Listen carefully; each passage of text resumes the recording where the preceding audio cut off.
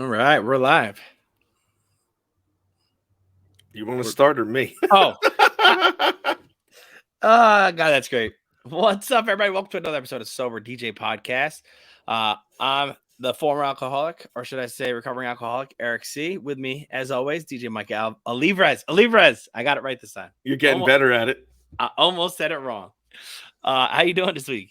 I'm good, Eric. How are you? Good. So I got to ask you before we start this week's episode, how many days are we sober now? 51. All right, 50. We're on to 51 days. That's awesome, dude. I finally added it into my counter again. I added the counter back on my phone because people were asking me yesterday, and so so we're at 50, 51. I can't believe. So yesterday when I typed it in, I was like, "Holy crap!" I was surprised to see it was day 50. Good for you, man. That's little milestones every day, right? Exactly. Awesome. So we're back for episode 2.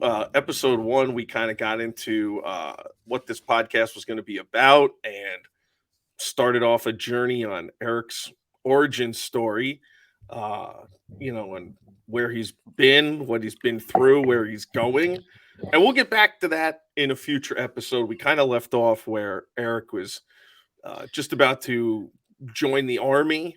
And Eric joins the military. Eric joins the military and all the fun that entailed when he was about 22, 23 years old in 2006. So we'll get to that at a future episode, because one of the things that Eric and I do full-time, our careers, is we're mobile DJs. We get paid to party at weddings and bar mitzvahs, corporate events, nightlife stuff. And some of that obviously has to do with Eric's recovery and being around alcohol and whatnot, but that's our passion. That's what we do. That's how we pay our bills and make our living. So Eric, did you have any gigs this past weekend or do any work? I did. It was a busy weekend because it's track season here. So track season. Well, for people that don't know, explain what track season is. Yeah, track season is a whole nother animal. So basically, track season is in upstate New York. We got a track called Saratoga, and anybody who's familiar with it, if you ever heard of it, it's got a storied history. And the season only lasts for 8 weeks. And the city goes from being busy all the time anyways with the nightlife and events and all that to just on steroids. And it's just a whole nother animal. So, like today, I have an event on a Wednesday, at 11 a.m. I got to be there for, starting at like 11:30. So, I mean, just goes to show you the fact that I'm doing stuff on Wednesdays and Sundays and Mondays, like it tells you it's a different time. Normally our schedules, my DJ schedule throughout the year is just, maybe I get someplace that gives me a Wednesday night, Thursday, Friday, or Saturday. But today I got the Wednesday day gig at the track, and then I'll have a night gig tonight as well. Yeah, good for you, man. I have a event this afternoon as well. On a going on a boat around New York City, which will be cool and a lot of fun. But yeah, dude, I mean, primarily our work is Fridays and Saturdays. That's when most people get married. That's when most people have bar and bat mitzvahs and sweet 16s. I had a easier week last week. I had daytime jobs on Thursday. I had a nightlife event at a bar rooftop lounge on Friday, and then Saturday I had. I think I had it off. So yeah, it was a little different for me this past weekend. That doesn't happen often. Yeah, Saturday off is like Christmas. Yeah, exactly. You enjoy it when you get it. And I've got I've got the gig today. I've got a nightlife thing on Friday, and then a reunion on Saturday, a family reunion, like a huge, like 150 person family gathering at a resort destination property up here by me in the Hudson Valley. Nice. So you're doing busy stuff. So you're not in track season. You're just busy as well. Oh yeah. I mean, I'm just always busy. I mean, you pay the money, I'll be there. But it's all the time busy. We don't get too many off days. It's funny. We call ourselves DJs, but I swear we're just, if we're being honest, we really just do whore ourselves out to the highest bidder. We're the oldest profession. There's a DJ friend in the area here who kind of portrays himself. He's like, dude, I'm a whore, man. I'll work for anybody, anything, as long as the money's right. I'm in. He doesn't, he'll do stuff for himself, and then he'll freelance for like 3 or 4 other companies. Like, if you need me and you got a date, and the money's right, I'm in. And so he kind of jumps around from company to company, and he's like the whore DJ in the area. That's too funny. That is. Now, yeah. Now, one of the things that is where Eric and I met is coming up in about 10 days. It's called the International DJ Expo. Now it's been rebranded and called DJX, but it's the same trade show. It's one of two national DJ trade shows. This one's in Atlantic City, New Jersey. It's always like the first second week of August. And it's coming up. I swear this year it's a week early though, right? Am I wrong? No, you're wrong. It's the same week it's been for the last 8 years. It hasn't really moved. It's always the same spot. The second week, it's just the way the week fell. I think it has to do with the way the weeks and the days fell, but it's pretty much the same week it's always been, and it hasn't changed in like 8-9 years, a real long time. And the reason I know that it hasn't changed in a really long time is a good friend in my area works full-time for the minor league baseball team that I do side work for and part-time work for. Yeah.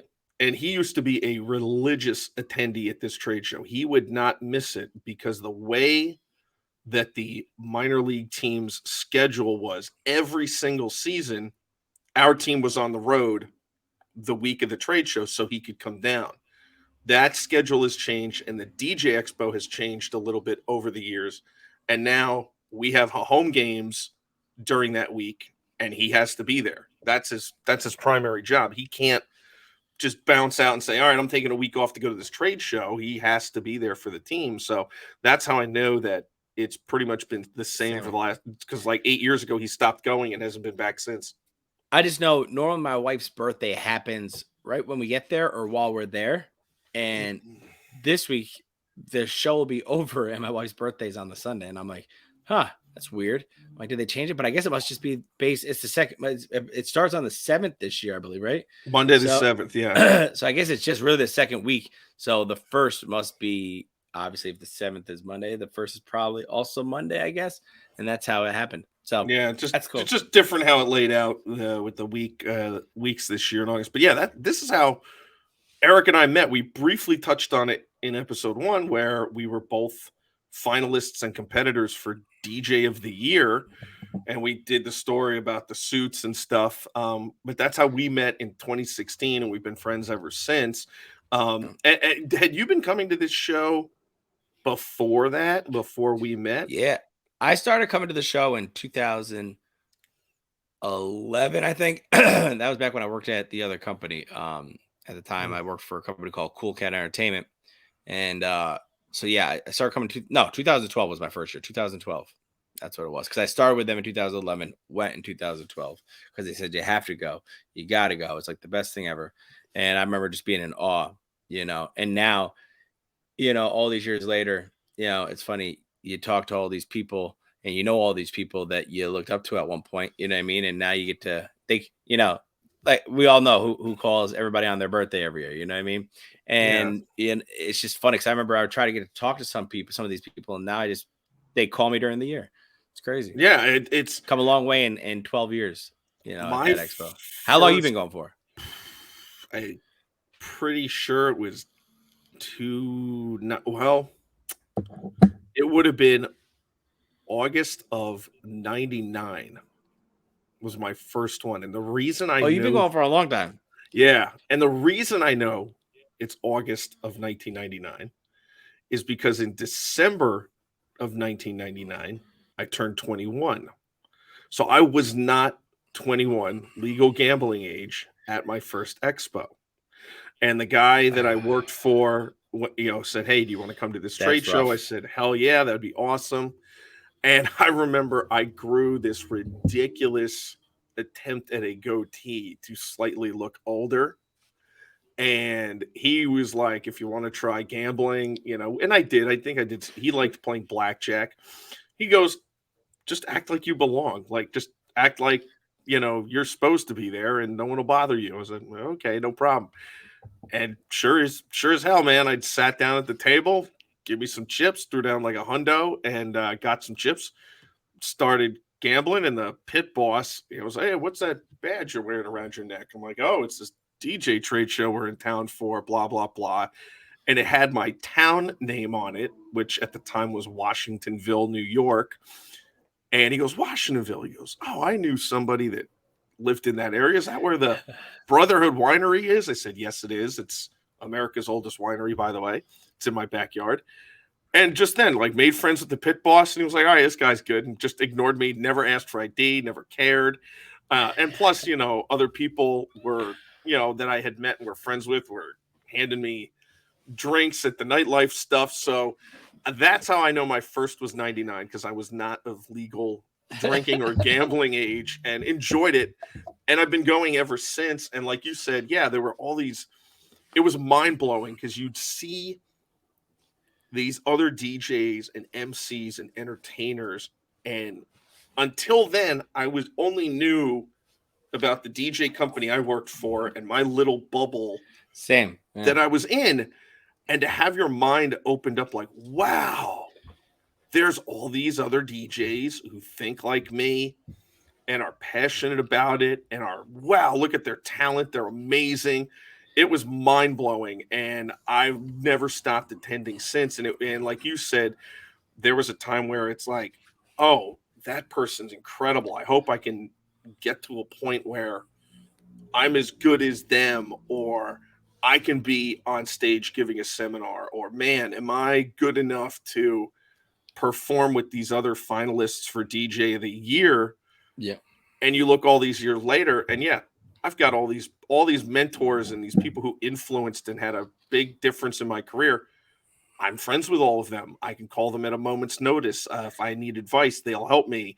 You know, I'm co-hosting now. I co-host and co-produce some of the nightlife at this trade show. So it's been really an incredible experience. Yeah. Being a part of it. The competition we met at, you now co-host. Yeah. Well, what's wild is that, so there's this DJ of the Year contest. It was co-produced, co-hosted by a gentleman in the DJ industry. And if any DJs that listen to this podcast, you're going to know who it is. It's Mike Walter out of New Jersey, probably one of the best educators and one of the most successful multi-op business owners in this industry. I mean, he is just an incredible wealth of knowledge, a great educator, a great ambassador for this industry. And he finally decided, you know, I've had a good run. It's time to hang it up and pass it off. And so he hosted, his last year hosting was the 1 year I competed. And then my great friend Daryl Jacobson was tabbed to take over the hosting duties. And I didn't know that was happening. I didn't know that was going to occur. And Jake called me up out of the blue and said, hey, I'm taking over hosting DJ of the Year. Would you be my co-host? And I was driving in my car at the time. And I said, absolutely. Like, what an I was scared, but excited. I was like, oh my God. Like, I've now gone in a short period of time from finally getting over the hump, willing to attempt to compete in this thing, to now I'm going to co-host it with Jake. Those are some big shoes to fill. And after the first year we did it, I remember saying to Jake, I was like, I'm never competing in this thing again. Like, I only want to co-host it and co-produce it, and I'll do it for as long as you're doing it, Jake. And that's it. So yeah, the biggest thing we changed was we did change the name from DJ of the Year to Entertainer of the Year. We thought it was a better representation of it, but yeah, which made total sense. That was one of the biggest things that made sense, because we had so many people had that conversation behind closed doors, you know, because it was all MC work, you know, and you know, nothing against it. I guess it made sense because we are DJs essentially. So everybody that competed was a DJ, but you didn't get to showcase your DJ skills. You had to showcase your MC skills and your entertainer skills. So that was one of the biggest changes. I know there was a few other changes that were made, but that was one of the biggest changes that made sense. Mike always ran a great thing, and it's amazing. It's still the gold. I mean, Jake, I'll admit, man, it's still like the gold standard, bro. Oh yeah, I mean, and some of the winners have come through, and some of the things you've seen and learned at those things that we still do. You know, it was an amazing time, but that made sense to me, you know, and I think that's something I think Mike probably even knew. If you were to ask him, he probably thought like, at some point, I bet you if he were to continue doing it, if he still would have kept doing it, he may have, because enough people would talk about it. I'm sure people that talked about it with him, he may have changed the name himself too, to like, MC of the year or something like that. But God, those are some good times back in the day. And now you guys got on a whole nother level. And I'm excited. So like you said, it's coming up in a week and a half, 10 days, right? 9 days, I think, almost. Yeah, 9 days. It's close, yeah. I can't go for the whole thing, so I'm going to come down for one day. But I think I'm gonna come down for Wednesday. We can record a show that day. I'll get down there early. But I I haven't missed a year except for the year I was incarcerated. So other than that, well, that that came up amongst some DJs. Like, where's Eric Catalano? And I remember someone brought it up to me. And I said, I have no idea. I haven't talked to him like in a year or whatever, or since the previous expo. I have no idea where he is. So, maybe he had something come up. Maybe him and his wife went on vacation. I had no answer. Yeah. If someone asked me where you were, and I remember, I think it was Sean Big Daddy McKee, another OG legend in this industry. And if everyone that is a DJ, a mobile DJ, if you don't know Sean Big Daddy, what are you doing? Like, where are you at? And he's the guy that, makes the birthday phone calls to everybody. But I remember bringing up to Sean. I'm like, Sean, you ever heard, like, where's Eric Catalano? And he just looked at me and said, oh, he won't be here this year. Like, very matter of fact, like, oh, he won't be here this year. There's no shot in hell. And I was just like, okay. And he didn't elaborate. And it seemed like to me, I shouldn't press the issue. Maybe I shouldn't ask why he's not here. And so I didn't, but it was just he won't be here this year. And I said, okay. And it wasn't until later I found out that you had been incarcerated for another DUI, I think it was, right? Yeah, it was for violating probation. Gotcha. From DWI. But it's funny. That year I was calling a friend of mine, a person who was a friend of mine at the time,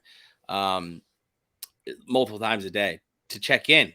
And I was like, hey, tell so-and-so I said hi. Tell so-and-so I said what's up. And then at one point he told me that, hey, he goes, the rumor mill's getting a little wild. He goes, some people think you've done other things. And I go, listen, I need you to straighten that out right now. Let everybody know it was drinking and driving. I was like, I told him, I gave him the green light. I was like, go tell everybody, scream it to the walls what I actually did. I mean, by that point, and that year, I mean, that might have been what, 2019, I think? It was 2018. All right, so 2018 that occurred. And by that point, that was year number 2 of Jake and I co-hosting, co-producing the nightlife stuff, the Monday night party, the Wednesday night party. Jake had his seminars. So I was a little more in front of a lot of people and people knowing who I was. And I never heard any rumor get back to me. Like, I had no idea. And then when Big Daddy said he won't be here, and I didn't press the issue, it wasn't until the show was over where someone revealed that, he caught a Dewey, or, it was drunk driving related. It was alcohol related. Yeah, that's what, and that probably got pushed because I told my friend at the time to push the narrative and please tell everybody why I'm not there, because right. Well, I didn't want the wrong narrative going out, Well, at least for me, not knowing all this other stuff that we're going to talk about in future podcast episodes, I thought that was like a first time offense thing. I was like, oh man, this was bad. Like, he went to jail for catching I didn't have enough of the backstory and knowing your history to know that, there's all this more that went on. But a lot, there were people asking like, where's Eric? And I threw my hands up because I try to, I try to keep, out of a lot of rumor and innuendo stuff. So I don't know, that was all I had. Well, that's what was so exciting for me. Like, I came out with a purpose. When I came home, when I felt like my career was over, I was like, I came home and I just literally was like, okay, I got it. First, I had a wedding the weekend I got out. So I had that scheduled. I was going to do it with somebody because at the time I had to sell off all my equipment to pay people to do events. And I don't want to give away too much because it's good for another episode. But long story short, I knew I wanted to get back into competition, so I was like, I got to get nominated again. So I got to put something together, and that was kind of like my comeback year. And it was like I have to be better than I've ever been before, because I just went a whole year without getting referrals. And people refer you in their honeymoon phase, that first year. That's where most of your referrals come from, is people that say, "Oh my God, our DJ last year, you got to call him. He's awesome." Especially on Facebook with the recommendations. After Yeah. a year, and people get into that second, third year, they stop referring you. So, yeah, I mean, some people will refer, but you get what I'm saying. The numbers totally drop off. So I literally came out with a vengeance that year. I probably in 2019 had my best events ever.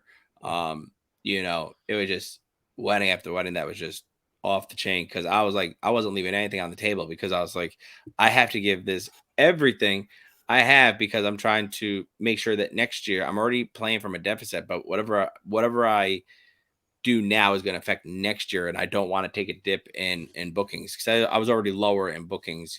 I had what I had before I got incarcerated. The people that book really early, and then I booked 6 events while I was locked up. That's a whole nother story we'll talk about someday. I'll Damn. give you the quick version was, I'd call my sister would 3-way them in. I'd pay off the tier with food, right, and keep Wait, you everybody paid quiet off for 20 minutes. what? I don't know I what pay you. off the tier. That's like the unit, or the cell block, or whatever your state or area calls it that you're on. So basically, my unit that I was in, I'd do like a big cook up for like $50, because I knew I could make a couple grand on this phone call. So I had to make sure nothing broke out and everybody stayed quiet for 20 minutes. And I had only 20 minutes because the phone would hang up. Yeah. I would call my sister, right. and she would set up all my meetings. She had my cell phone, so whenever people called or texted my cell phone looking for a DJ, she answered it. So we basically looked bigger than we were, but the reality was it was just me in jail. And they And yeah, we're going through a podcast episode at some point about Eric booking gigs while in yeah, jail in I had prison. to. If that money didn't No, come I in, mean this is. I had gigs that weren't going to get covered, and so it was But just do or die. yeah, so do these people know where you are at the time of this 3-way call? No, they think they think I have a secretary who's patching me in. Oh my god, dude, Meanwhile, I'm wearing, this is all orange. fascinating. Yeah, wearing all orange. And And you're paying off people in your yeah, cell block yeah, to basically, not start a ruckus where the yeah, phones are located, so you can do this. yeah. So to do a cook up for everybody on the unit cost me about $80 worth of stuff. So I'd have to, do a big cook up. I'd usually start it, and then like to where everybody was getting ready for it, and they were enjoying the cook up while I was on the phone call. That's how you keep everybody quiet. Dude, that's Yeah. one of the most fascinating things I've ever heard in my life, and I can't Gotta wait. We're getting down that that's road. that's a whole episode, I think, because I can elaborate on that so much. But Wow. All right. Well, back to the expo though. I was calling every day, finding out what was going on. So I was very up to date with everything that was going on. And there was a jealous part of me that was like, I want to be there. I'm jealous that my friends are there. I should be there. I should be there. I should be competing again this year. All these things are going through my head, and so I'd make these phone calls, but at the same time, while making these phone calls, as happy as I was to hear the news and get caught up, I was depressed. I'd hang up the phone all depressed, like shit, Right. But ultimately, it's another year. It's 2023. It's a big year. So Let me ask you this. You mentioned how this is your career, like it is for me. What kind of impact did the DJX or the International DJ Expo at the time have on your career? Like, what were some things that you were like, you took away that you applied for the company you were working for, or when you broke out on your own? What were things that maybe there's things that have had a lasting impression? Like what yeah. what influence did the show play for you? So it played a huge influence. I was more of a DJ when I went to my first one. So I didn't really MC much. Believe it or not, I did first like 6 years of my career really not emceeing, just being a DJ, being one of those guys, in the like a club bar DJ that doesn't talk much, didn't do the private events. And then when I went to this company, I felt like a sellout a little bit. So I was like, well, if I'm going to sell out, we're going to sell out all the way. So Right. I went to the convention, and I was like, oh wow, the mic's really where it's at. So what my boss at the time had been telling me is really true, you know.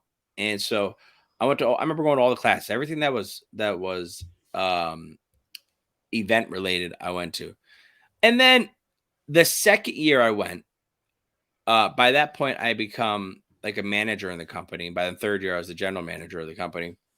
So I started going to some of the other classes that the owner would go to, but he'd have me go instead, which, talk about business stuff and all that. So, um, I really kind of owe the DJ Expo everything to the reason why I make the money I make, because without learning the business side, without learning how to be a good DJ slash MC, without learning the importance of different gear and different things. And Mike Walters, probably my favorite class of all time is probably Mike Walters' history of music. When he does the history of music things. Yeah, that was a great one. And I remember he followed up the next year with more, if I remember correctly, or maybe it was the the one I bought. I can't remember, but I remember him teaching that and just learning about songs. So now when I talk to clients and they bring up a certain song, and I've taken the time to learn the history of a lot of songs now because of the importance that Mike stressed on it.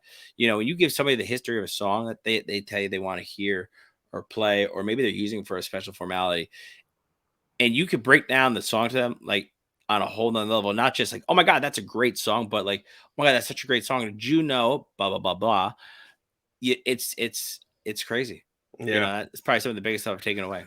Yeah, for me, it was when I had that first expo experience, and you go into these seminar rooms and you see all these like-minded DJs and people just want to talk and share ideas, and you're like, wow, like this is amazing. And it was twofold for me. I mean, obviously the performance-based seminars were really influential, specifically the interactive games and line dance seminars. Now in 99 and 2000, 2001, there was a little bit more line dance stuff going on. People were doing either like follow the dancer, follow the crowd motivator, these kind of set up custom made dances they had of their own, or it was things that you might have heard or seen. Like I remember one year someone taught everybody the wobble, like when that first Yeah. dropped, or the Cupid shuffle was like a big deal.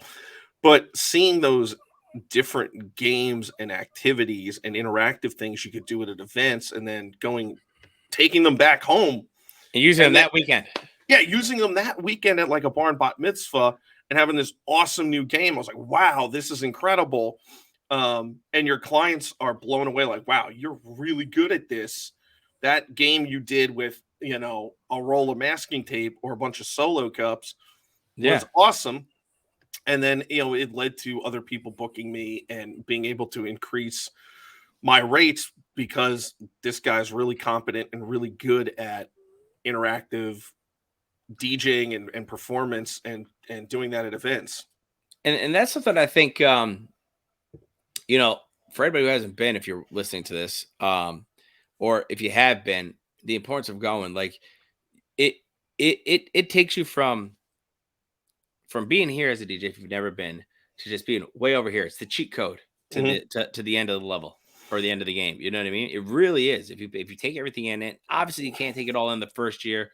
It does take, I Yeah, I think mean, it it's takes about 2 or 3 overwhelming. I years. mean, Yeah. the show is so big and so many people, and then they have like I think it's the second largest exhibit hall with DJ equipment in the country. I think the only show that has a larger exhibit hall for pro audio DJ based equipment, I think, is NAM.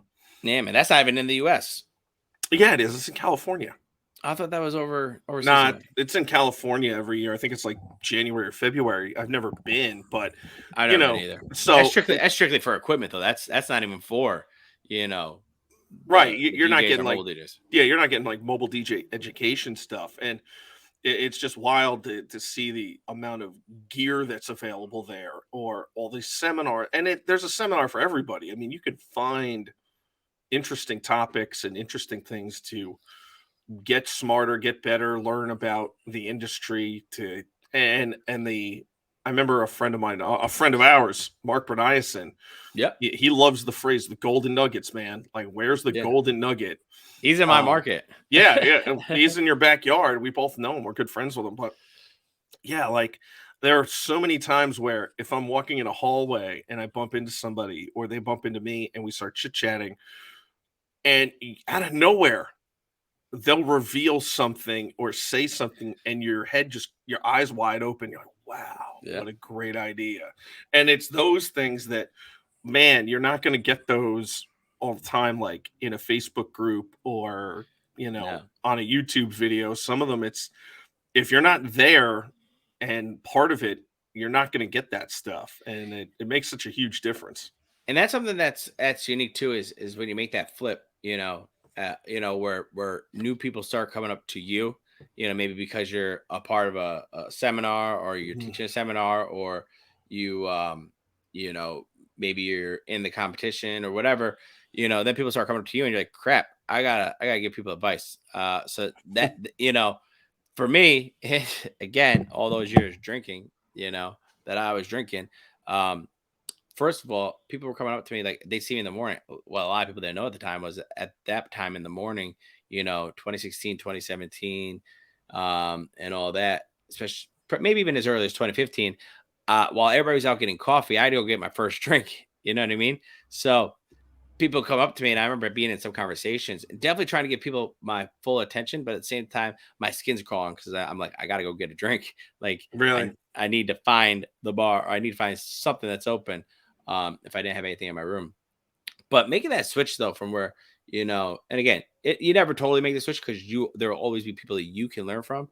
But when people start coming up to you, it's a cool feeling. I remember the first time somebody stopped me and asked me for advice, and it was because I think I was in the Monday night opening show. So this was going back, probably 2014, 2015. I can't remember exactly when. And Then I also remember too, this is another fun thing. I remember, at the end of Wednesday night, the mic would always get passed around. I think on Mondays it would even happen too, right? Like the Mhm. mic would start to get passed around at the end of the parties. And I remember trying to get up on stage. I remember the first time I got pulled up on stage, that somebody pulled me up. I remember the first time I ended up with a mic in my hand, I didn't know what to say, and I had I had it for all of like maybe I don't know, 10 seconds, and I stupidly handed it over to a friend of mine who got to have for like 2 minutes, and then Big Daddy ended up taking it back, and it works way back around. But I was like, man, I only had it for 10 seconds. I gave it to my friend way too quick. I remember just being like, damn it. Well, I didn't know what to say. I finally said something, and I was like, yeah, here you go, hot potato. I remember when Mike Walter was still hosting Entertainer of the Year, and he always had as his closing act for a long time, Johnny K out of Johnny K. Massachusetts. And Johnny K was an absolute savage on the microphone. Like, I was Yo, blown up. I remember the first time seeing him perform, like, oh my God, that guy is incredible. And I modeled my whole out wardrobe after his, just so you oh, know. whether it's the wardrobe or his mic style, I was like, man, he is in your face, but incredible energy. And he would pull people on stage to, do some dancing with the crowd and that sort of thing. I was just like, wow, this guy's amazing. And then he stepped down from doing it. Big Daddy has taken over and been amazing at closing for Mike and then continuing for Jake and myself. I mean, we're so lucky to have him do it. And I remember um one of the years where Jake and I think it was when we were at the Golden Nugget, the first year we went there, which might have been 2018. Yep. And Sean and Ricky G and a couple others, they did their performance as like the closing set. And then we still had some time to kill and we still had the room to keep partying. So I told our DJ Casper, I'm like, yo, just rip the room up, man. Just spin music, kill it, get the crowd going. I got on the mic where Jake had a mic, and we just started pulling people up on stage. And I was like, take the mic. And I'd let them go for a minute or two. Do whatever you want, get the crowd going. And then I would hand a mic to another person, Yep. get the crowd going, do your thing. And it was, in my mind, it was all about I want all these other DJs to get a taste and a feel for entertaining their peers, having fun, and breaking down any of those the hesitation or the fear factor of I don't know if I can ever perform in front of my peers because that's the That's toughest the audience toughest you're going to crowd. perform. Right, exactly. Yeah. And so I was like, let's Oh. break down that barrier, let's break down those walls and get the mic in people. And it was a blast. Like when we did it, it was a lot of fun. Unfortunately, some of those people never took it any further to perform at the expo or on stage, but that's what we were looking for. So I found one of Johnny K's videos really quick, just so people can see who he is really fast. Let's see if this is the one I wanted to show. But there's the man right there. Let's see if we actually hear him in it.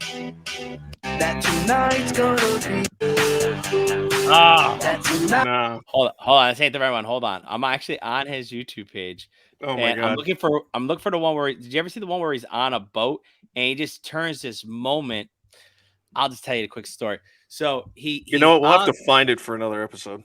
Yeah, because he's on the boat and he finds this old couple outside, and it's a boat where there's younger people there. They're there to party, but this older couple came out, and he got their name before he started and went on to perform and interact with everybody. It's one of those like dinner boats that goes down to the harbor because he's from Boston. Yeah. And he I don't know if it was their song or just a song he came up with, but he calls them out. They get to the center. He's got all these young people around him singing his song to him. And he creates this moment that I watched the video probably 30 to 40 times just for inspiration. Like watching him do this and taking this, what, you would never, most DJs would go, oh, old couple here. What are they doing here? I'm just going to entertain these young people. But to include everybody in this moment and make this moment that lasted about 15 minutes. And he even says on the mic, when I met you out there earlier, this is how he sounds. When I met you out there earlier, you didn't know that I was going to do this, did you? Like, oh, he's like, yeah, that's right. And I was just like, man, this guy is so freaking cool. I want to be Johnny Kelly. And I always said that if, me and my wife renew our vows, I'm calling him, and if my daughter gets married, I'm calling him, but, I remember when he stopped coming, I was so sad, but like, I remember watching his last performance he did there. He literally was so ballsy to do, and this is stuff I've done in my career now because of seeing somebody like him do it. But he brought Backstreet Boys out, and I think a lot of us play it now because it's a good throwback to Backstreet Boys songs. But he brings it out. He goes, "Oh, don't act like you guys don't know the words." Yeah, right? And also we all start singing it because everybody's trying to act like what's he doing, and he's doing his little dance, and he's just like, "Don't act like you don't know the words," and you're just like, I do know all the words. Yeah, exactly. You got a room full of people that think they're too cool for school singing Backstreet Boys. You know what I mean? Yeah, he would put people on blast before that was even a phrase. He did not care, and it just goes to show that there's like so many of these like influential people on us. Someone like yourself, myself. Whether it's and I've told people this story before. Like I know the list of like the main people who've influenced my career. Like from seeing them at the expo, it's people like Mike Walter, Sean, Jerry Syracuse, Marcello, Jake. Yeah. Oh my God. There were a couple others. Casey, when I saw him originally, Johnny K. Like those are like the 7 or 8 people that had like the biggest impact on my career. And now I'm friends with all of them, spend time with them, hang out with them, talk to them on the phone, but also it's important to me that I was that wide-eyed kid sitting in the crowd in seminars kind of being in awe and inspired by these people who inspired me and influenced my career. And now that I have a chance when I'm giving a seminar or I'm co-hosting any of the nightlife stuff and I'm more forward facing than I was, there might be a version of me, a new person in the audience that might be having that same moment that I did years ago. Yeah. So it's important to me to pay it forward and give back. It's funny. You can also learn off people that came after you, right? Like Artem, right? He calls me Artem. all the time. Artem. Yeah. I always feel if Artem, if you're watching this, I always just say your name fast. All right. You've never noticed I've said it wrong sometimes. But great friend of mine, and he'll call me from time to time, and we talk, and he'll check up on me, especially since I gotten sober. But his work ethic, right? He came up kind of after me, like the group after me. He ended up winning. What was it? 20 before COVID, right? Was the year he won, I think. Right. He won in 2018, 2019. Okay, so that I actually competed against him that year then, because that was 2019 was the year I competed, and I think that was the year he won, because I don't think he won 2018 when Yes, I he did. was gone. I can tell you for a fact he won. I know the exact order. Wait, 2018 or 20? Did he win 2019 too? Yes, he won back to back. And he got back to back. Okay. Yeah. All right. But no, he's somebody I learned from a lot because of his work ethic. Watch him go around and talk to everybody and get information off everybody. That's why he got to where he was. He would literally, so if you're somebody that's going to the show, he would literally pull everybody aside. There was times he'd pull me aside, pull Big Daddy aside, and he'd have individual conversations with everybody. He's probably had them with you before. Oh, yeah. This is back when he was learning, and he took all that knowledge to beat us all and be a two-time Entertainer of the Year champion. Yeah. You know what I mean? So it's funny how you can learn from people that even come after you, not just the people that are before you, but even after you.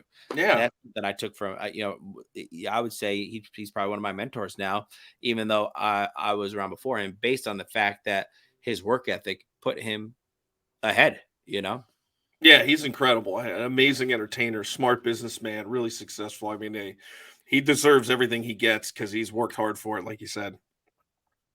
Yeah. All right, bro. So we're about wrapping up because you've got a gig in a little while. I've got a gig later today. So this was a lot of fun. So you're coming into town on Wednesday of the show? I think I'm going to come on Wednesday. We'll find out. I'll let you know. Definitely going to be there Wednesday because that's the big day you want to be there. But maybe I might come in the night before on Tuesday. So I will let everybody know. For anybody watching this, if you're wondering where I am, shoot me a text. I'll let you know when I'm getting in town.